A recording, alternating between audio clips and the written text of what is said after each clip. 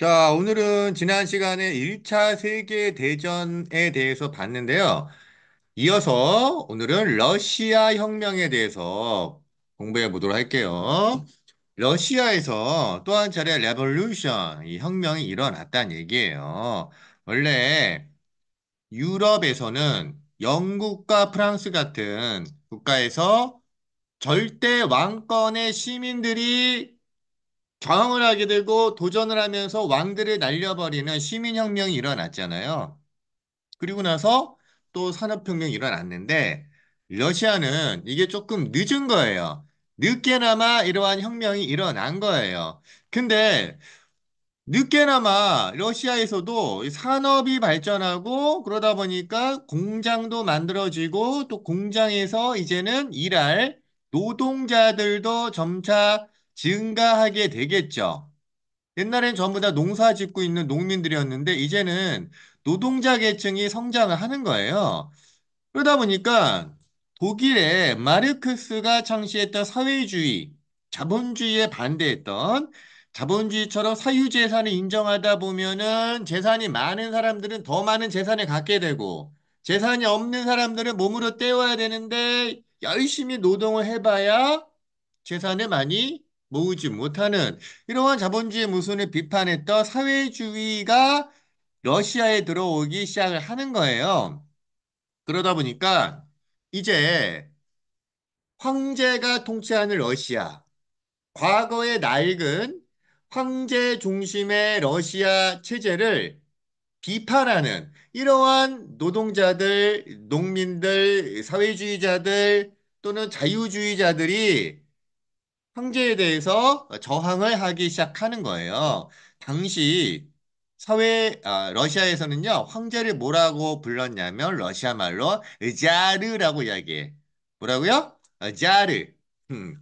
그래서, 이 자르에 대해서 러시아 사람들이 몰려가서 이것저것 여러 가지를 요구하고, 개혁을 요청하는 거예요. 그래서 여러분들 이렇게 적어놔. 그리고, 황제에 대한 개혁 요구, 뭐, 어?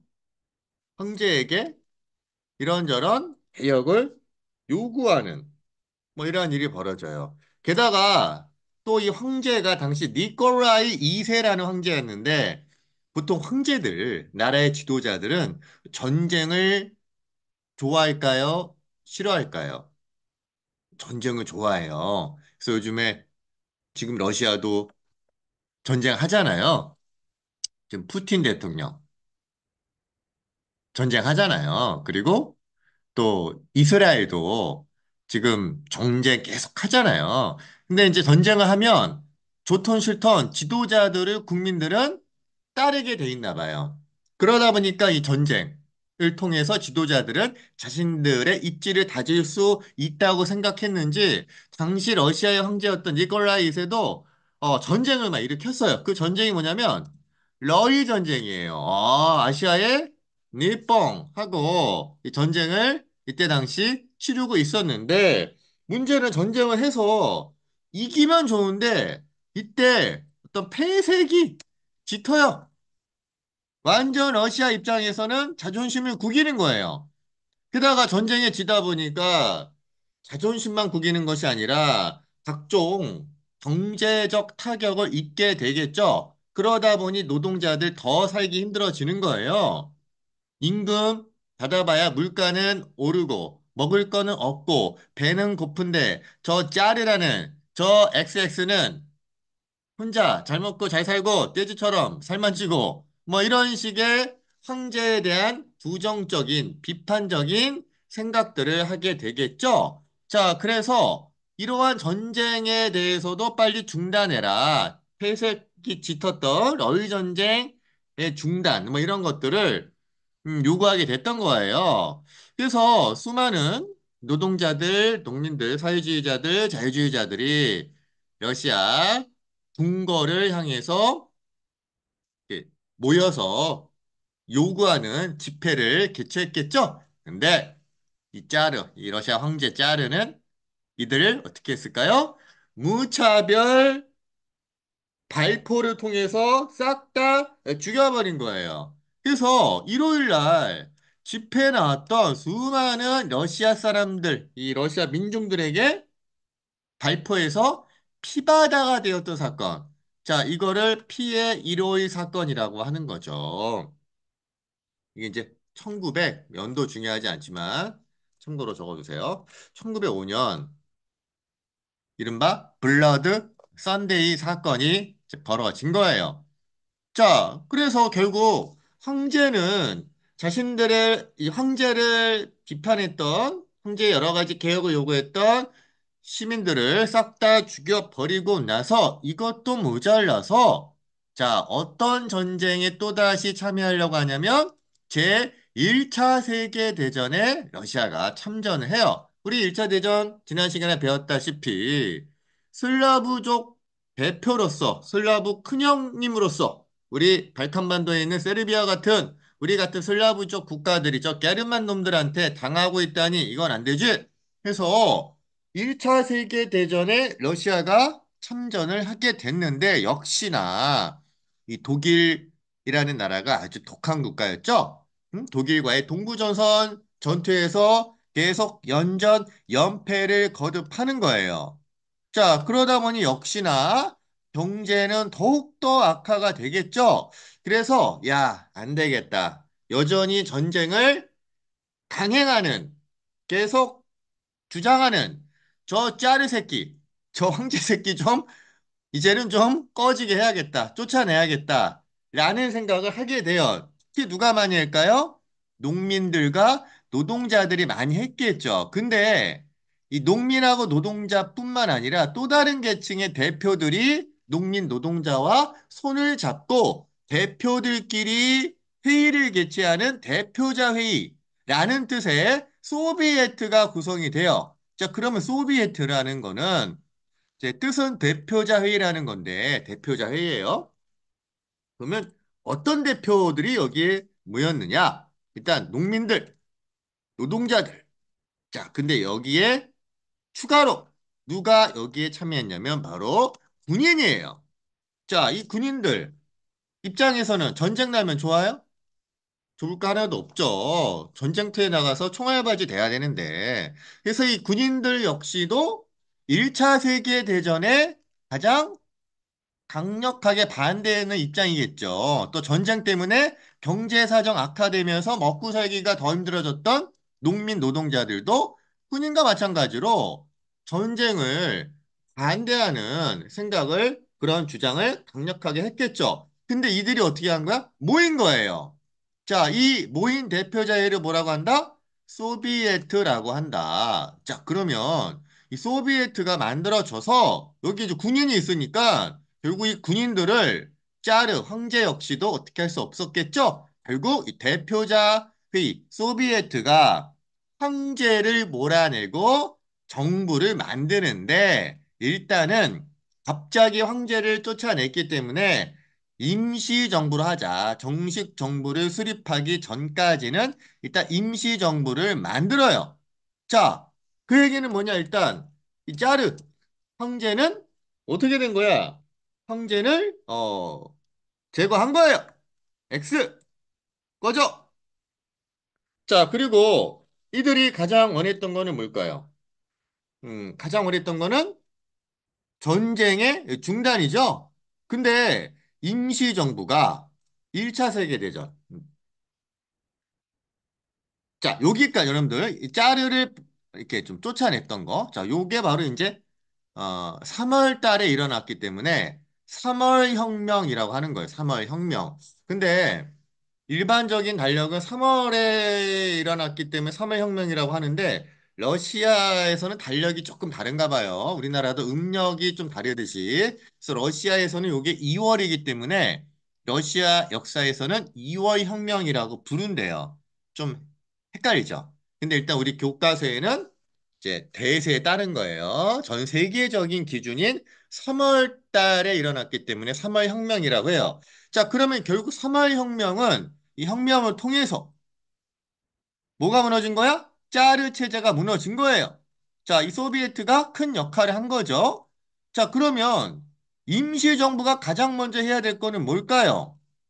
소비에트가 가장 원했던 게 뭐예요? 그렇죠. 1차 세계대전에서 빠지는 거예요. 전쟁 끝내는 거야. 근데 어처구니 없게도요, 임시정부가 전쟁을 되게 지속을 하네? 1차 세계대전 끝까지 가자! 이렇게 된 거예요. 자, 그러면 이 소비에트 입장에서는 완전 개빡치겠죠. 야, 우리가 어떻게 해서 짜르 몰아내고 임시정부 만들어 놨더니만 저 임시정부라는 것들이 말이야. 1차 대전에서 안 빠진다고? 안 되겠다. 그러면 또 뭐 하면 돼? 그러면 저 임시정부도 없애버려야겠죠. 근데 마침 이때 여러 당시의 여러 당이 있는데, 사회주의, 급진적 사회주의를 지향하는 당이 볼셰비키라는 당이 있어요. 자, 볼셰비키. 자, 보이셰비키라는 원래의 뜻은 다수당이라는 뜻인데 다수. 이 다수를 의미하는 볼셰비키 당이 지향하는 사상은 사회주의예요. 자유주의, 민주주의가 아닌 사회주의를 지향했던 다수였던 무슨 당? 볼셰비키 당이에요. 근데 이 볼셰비키가 누구를 지도자로 모셔왔느냐? 바로 그 유명한 레닌이에요. 레닌. 자, 레닌. 자, 4번의 인물은 레닌이에요. 그래서 이제 레닌이 볼셰비키 당을 이끌고 뭐란 거예요? 무장 봉기를 일으켰네. 무장 봉기. 칼 들고 무기 들고 봉기 일으켜서 뭘 타도했다? 임시정부를 타도했다는 얘기예요. 저 임시정부 가장 큰 불만은 뭐예요? 전쟁을 지속했다라는 거. 그래서 저 임시정부를 볼셰비키 당, 레닌이 이끌었던 볼셰비키 당이 무장 봉기 일으켜서 임시정부를 완전히 무너뜨리고 소비에트가 직접 정부를 수립했던 요 혁명을 11월 혁명이라고 해요. 또 당시 러시아는 11월이 아니라 10월 달이다. 우리 달력은 10월이다. 이렇게 해서 10월 혁명이라고도 하는데 그냥 우린 교과서에 나와 있는 대로 11월 혁명이라고 하자. 자, 그러면 3월 혁명은 황제 체제를 무너뜨리고 임시정부를 만들었던 건데 임시정부가 전쟁 빠지지 않으니까 또다시 그 해, 이게 3월과 11월이 같은 해예요. 이게 언제냐면 1917년이에요. 응? 근데 여러분들 1917년이라는 얘기는 우리 1차 세계대전 저번 시간에 배웠던 자, 1차 세계대전은 1914년부터 1918년 18년까지 전쟁이 이어졌거든? 그러면 러시아 혁명은 중요한 건 1차 세계대전이 끝나기 전이었다. 물론 거의 끝까지 하긴 했는데 딱 1년 전에, 끝나기 1년 전에 레닌이 볼셰비키 당을 이끌고 봉기를 일으켜서 소비에트 정부를 수립했기 때문에 어떻게 한 거야? 전쟁을 중단시켰던 거예요. 그래서 독일이랑 단독으로 강화를 맺은 거야. 야, 우리 1차 세계대전에서 빠질 거야. 너희들 알아서 해. 이렇게 전쟁에 러시아가 빠져 나가는 거죠. 자, 근데 레닌이 이제 이렇게 사회주의의 그 소비에트 정부를 수립한 것까지는 좋은데 이게 사회주의가 치명적인 단점, 한계점이 있죠. 뭐예요? 내 거를 인정하지 않으니까. 우리 거 공동 생산, 공동 분배만 인정하니까 일을 안 해요. 경제가 성장이 안 돼요. 그냥 유지가 되거나 더 망해요. 열심히 일을 안 하니까. 그래서 이 레닌이 안 되겠다. 사회주의 국가를 만든 건 좋은데 일단은 시장 경제를 조금 도입하자. 그러니까 우리가 어떤 공동 생산을 통해서 공동으로 분배를 하고 하는데 내가 조금 더 이래가지고 뭔가 조금 더 많은 성과를 거두면 야 그거 네 거 해. 어느 정도의 자본주의적인 요소 이거를 인정했던 이러한 경제 정책을 누가 한 거야? 레닌이 한 거예요. 자, 이걸 뭐라고 하냐면 영어로 NEP라고 하는데 N은 이제 new란 뜻이고 new, E는 economy란 뜻이고요. P는 pilot이란 뜻이에요. 그러면 이 우리말로 NEP는 뭐라고 하면 좋을까요? 신경제 정책이라고 보면 돼요. 신경제 정책. 이렇게 적을게요. 신경제 정책. New Economy Policy. 자, 그러면 신경제 정책이라는 건 뭐다? 사회주의 국가이긴 하지만 초기에는 조금 시장 경제의 자본주의 체제의 원칙을 일부만 인정하겠다라는 경제 정책이라고 보시면 돼요. 요거 누가 했다? 레닌이 했다. 자, 그래서 이렇게 신경제 정책을 통해서 뭔가 사회주의 경제 체제의 한계나 좀 부족한 부분을 보완하려는 노력을 레닌이 한 거예요. 자, 그리고 나서 소비에트 사회주의 공화국 연방을 수립하게 되네요. 자, 소비에트가 러시아에서 정부를 수립했잖아. 근데 러시아뿐만 아니라 러시아 주변에 있는 다른 지역도 소비에트 사회주의 공화국이 수립이 된 거예요. 여기저기 러시아 주변에 있는 여러 지역들이 다 소비에트 사회주의 공화국이 수립이 된 거예요. 자, 그러면 우리 같은 소비에트 뭐라고? 노동자, 농민, 군인 대표자인데 이런 소비에트가 만든 사회주의 공화국 야 우리 다 같이 연합하자. 그래서 소비에트 사회주의 공화국 연방이라는 거대한 국가가 탄생을 하는 거예요. 이거를 뭐라고 할까? 맨 앞글자 소, 그다음에 연방의 연.